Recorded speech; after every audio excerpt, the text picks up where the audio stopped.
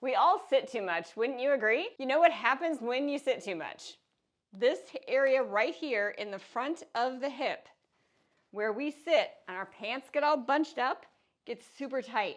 Not just in the front of our hip, but deep into the pelvis. This whole area here gets really solidified sometimes. Instead of being like jello and fluid, it becomes viscous and more like concrete. That pulls all the way up to the front of the low back and can cause you to pull forward here when you stand, or even pull on your sacrum, your SI joints, your lumbar spine, and create pain that can be very nagging. So a simple thing you can do every day, and remember, consistency is really key. What you can do is just find a sofa or your bed and lay down so that one leg is kind of hanging off like this. And you're opening up the front of that hip.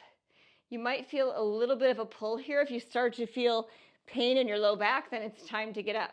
So remember, how much time do we want to spend here? We want to use the calm technique. Stay connected, assessing your body. Listen to what your body's telling you. If it's starting to feel like pain, we don't force tissue. So we need to move, that's the M, move out of it. But right now, I just feel a very gentle pull up into my hip and into my low back, but it's not uncomfortable. It just feels like a nice, gentle, calm stretch. It's best if you can be comfortable enough to stay here for 5 minutes or so. It really gives the fascia and the collagen fibers of that fascial tissue a chance to adapt and change.